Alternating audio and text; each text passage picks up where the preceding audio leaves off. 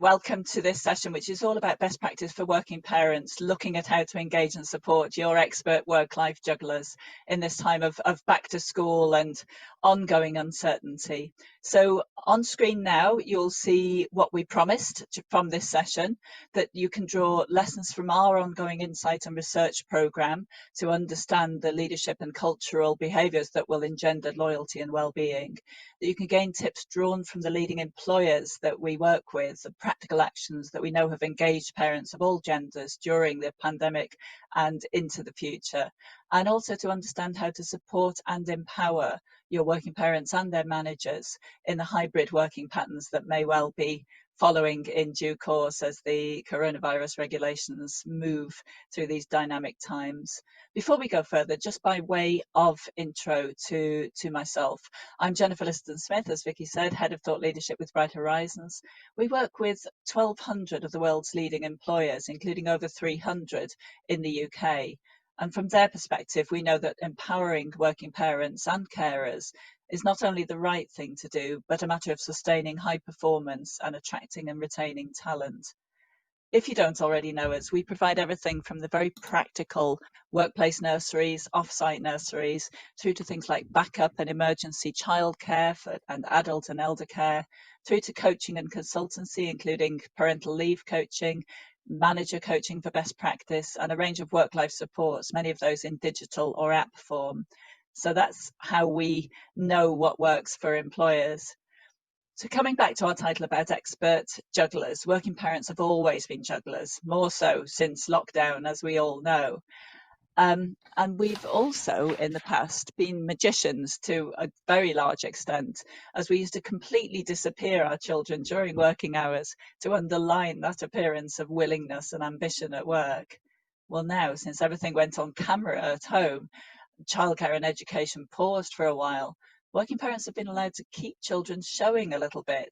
They've been the backdrop to some famous Zoom meetings, as you'll all be aware, but only the cute bits, of course. But the result has been quite a performance. We could say, step aside, Cirque du Soleil, this is Cirque de Famille. But in all seriousness, it has not been a joke for working parents. It's been a pretty serious business, and the burnout and productivity risks are real. Working parents have been incredibly resilient, and they're still facing ongoing uncertainty and challenges. Our experience is, as I say, from working with leading employers that enable success in both work and family across the employee life cycle. Everyone has their own journey, but there are some predictable moments that matter, decisive points in the employee life cycle, when an employer can show up as a purposeful part of that employee's life, or potentially as a churner of disposable human resources. Well, we don't want to be that. So we all know, don't we, at the moment, that some people are feeling under-supported, under-recognised during the pandemic. And by contrast, we also know that those with flexible and supportive employers are saying that their loyalty has actually increased during this time. So at Bright Horizons, we've been carrying out at least, well, 2 major research studies since lockdown as part of our research programme. One with 1,500 working parents in June. You may have seen it, it's actually headlined in the Guardian Observer. And another in the last month, running from the 20th of August to the 10th of September, and that had over 400 working parents in that one. In June, 47% of the overall survey population felt more loyal to their employer during lockdown, praising the support of their line managers. But among those who did not feel trusted by their manager, only 18% felt more loyal, and only 16% among those who found their line manager unsupportive. So it makes a difference. In well-being terms, although 54% overall said they were mostly happy and cheerful in May, June, among those who found their manager unsupportive, that fell 23 percentage points to 31% feeling happy and cheerful. So we can see that the extra effort made by employers to do this well really does count. In our current survey of 400 working parents, we also see the disproportionate impact of the pandemic on parents as a whole. 4 in 10 working parents overall felt that their work and their career have been worse affected than colleagues without children. And just 10% don't think that they've been any more affected than colleagues without children. If you can see the quotes on screen, they show that parents do not feel out of the woods yet. Will employers and colleagues remain patient? Well, we had better, because with the altered timetables, potential closures or isolations, and the absence of wraparound care, such as breakfast clubs, it really is an ongoing challenge for working parents. There was lockdown, then there was summer, and now it goes on. 71% in our current survey now have concerns about potential disruption to their work through changed school schedules or school closures. And of those, just 13% have any contingency plans.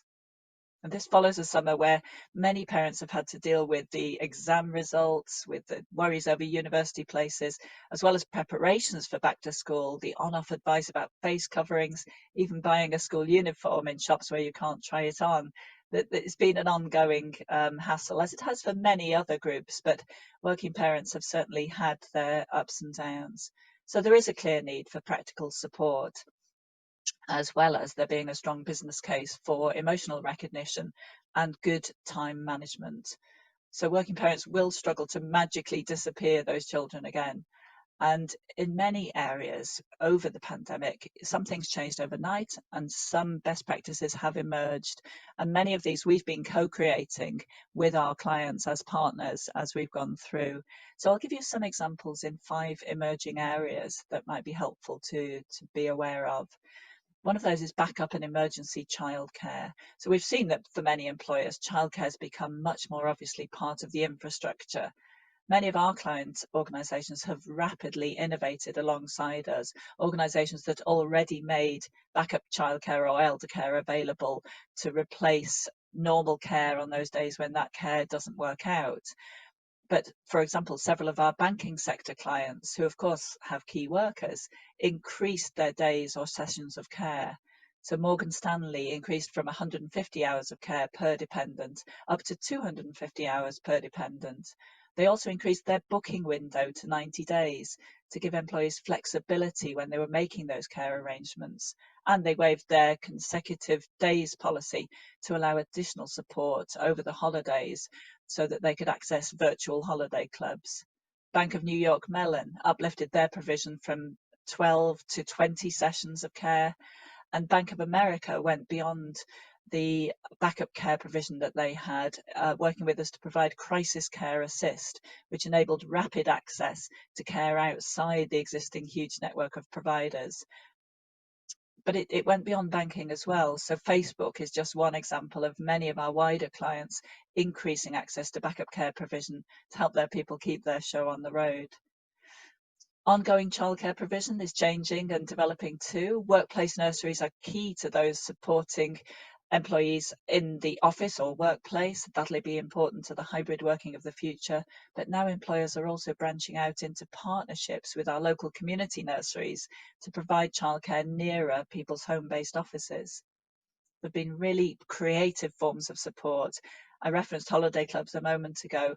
Virtual holiday clubs have been the new thing, and our partners' versions came with boxes of science equipment and dressing up clothes, so that it was very much an engaging experience. Flexible hybrid working, we're talking about it everywhere. The office isn't dead, it's likely to be a blend in the future. And employers in many of our firms have also provided more access to our coaches during this time, not only through the traditional window of parental leave, where we do a lot of coaching, but for the ongoing blend of work and family. And on that personal professional development front, the help that we've provided to organisations also covers a whole heap of practical expert advice on parenting and caring, through to managers needing extra support on managing remote teams and new ways of working. So we've quickly put together with clients various working through COVID webinars and tools. So those are some of the very practical ways in which our partner organisations have been innovating in these areas to really good effect, very much appreciated by those working parents accessing it. So we can build this into a model of what needs to be in place for each working parent to flourish, perform and stay loyal. Now, much of this approach will translate across different life stages too, because it underpins a culture that's enabling and inclusive for all. So coaching and advice, as I say, our coaches have been busier than ever. Budget used to be focused around that parental transition window for parents. And, that's got a good business case behind it because it often increases the maternity and other leave return rates by 12 to 14 percentage points. But it's becoming understood that there is an ongoing need across the whole parenting life cycle. And that's been much more accessed recently. So we've seen an increasing demand for those coaching services. And, this is true across internal support as well. You can indeed train internal mentors and buddies, which is a fantastic way of leveraging support across an organization. So it's always important to think about the sort of low cost possibilities as well as external support, and internal mentors and buddies is certainly one of those. So the people focus that's really vital right now. We've seen each other on camera like this. We've seen each other in new ways during the pandemic. We've been invited into employees' homes, and also the bigger conversations that we've had about racial injustice since George Floyd's death seem to have made more of our conversations more honest in a workplace environment. So there's a real window to respond to that, as we've discussed much in the REBA conference so far. Those better conversations, those more honest conversations, and specifically in relation to parents, one of the better conversations that we can have, which also responds to the need to keep our attention on the gender pay gap, is about gender inclusive parental leave. So let's keep talking to parents of every gender about the wish to balance work and family, and let's keep talking about parental leave being something that's inclusive and available to everybody. And when parents go off on leave, parents of any gender, let's make sure that we reintegrate them successfully and give them good guidance. It'll be coming back to a world which is not quite as easy to access remotely. So let's make sure that we involve returning parents in worthwhile projects and don't accidentally sideline them.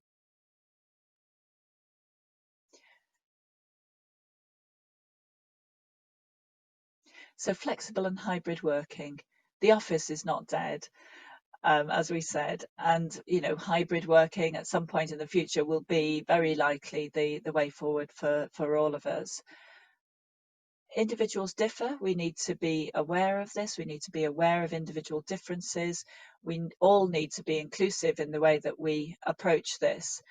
And cities also need people to be coming into them ultimately when we get our COVID regulations to a position where that works.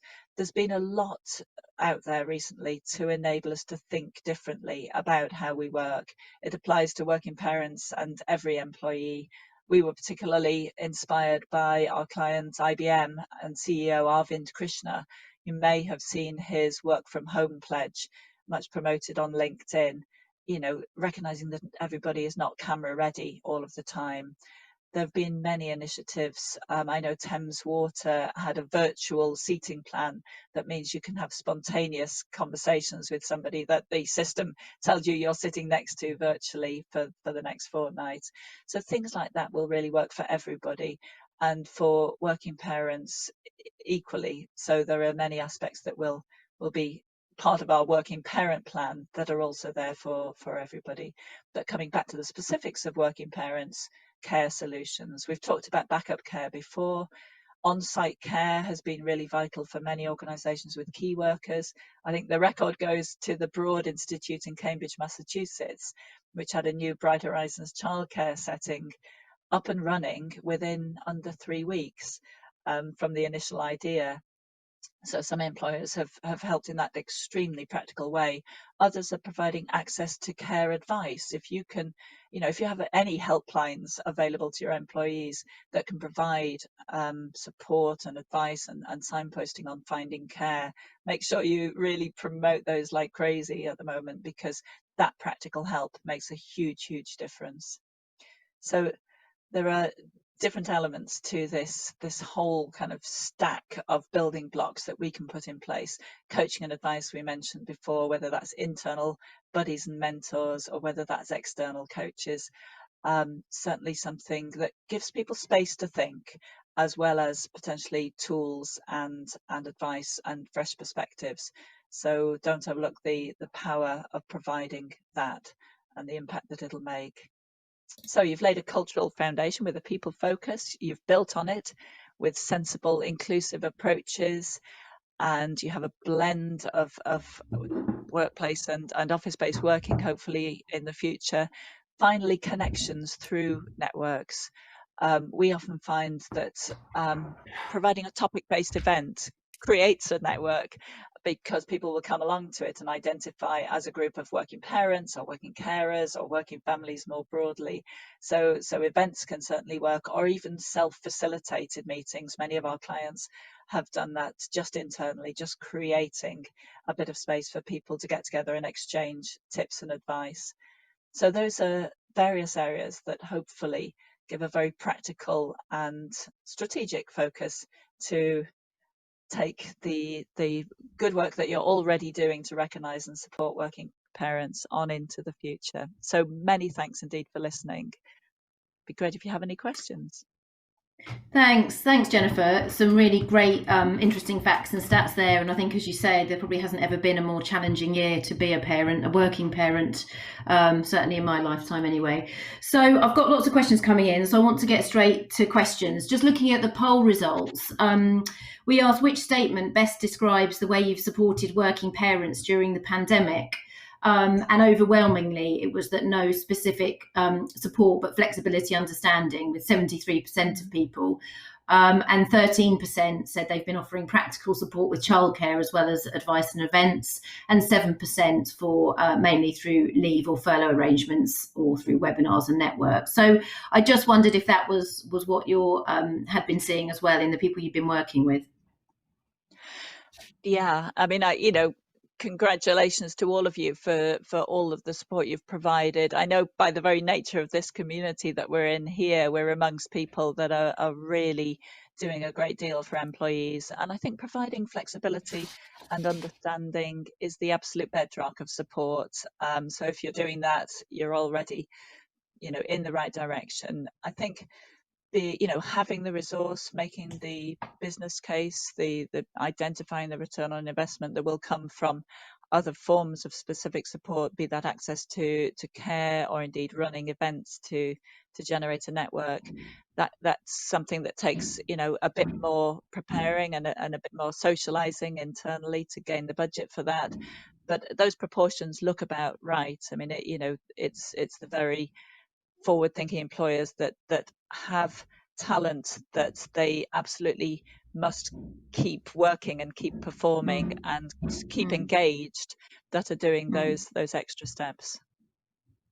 I've also got a question that's come in here from Alison Logan. She's asked, has anyone else experienced a divide between employees and families and those without, as there seems to be greater flexibility for working hours for those with families? Is this something that you've seen happening? Yeah, and that's a really important point. I think we've been working with employers around working parents and carers for at least a couple of decades, really, decade and a half at least. And there's always that fine balance to strike between a possible backlash where people say, well, it's all very well for parents, on the one hand, which is absolutely fair, and the other, which says, well, actually, some people do have very specific needs, and if you can meet those needs, you'll enable those people to perform, without barriers.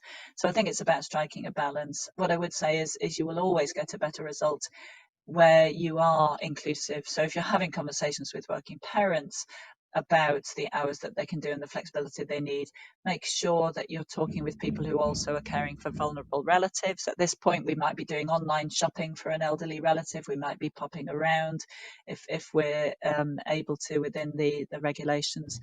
But it can also be somebody who's trying to study alongside their work, or somebody who's trying to keep up some sporting commitments.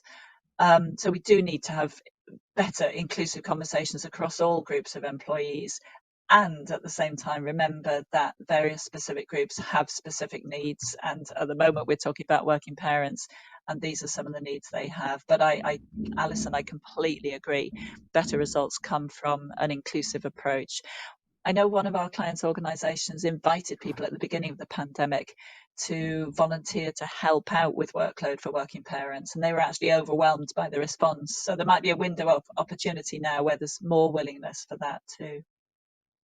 Brilliant. Thanks, Jennifer. I think that's a great way to finish as well, is sort of really looking a bit outside the box and how we can move this forward to benefit everybody. So I'd just like to say thank you very much for sharing the insights from your research, and lots of things for employers to be thinking about as we head into the next 6 months. So the live vendor presentations are now about to start. Remember that to enter those, you will need to go to My Itinerary and enter through those. Please do go get involved and make the most of finding out about the solutions and latest research taking part in your marketplace. Thank you very much. Thank you.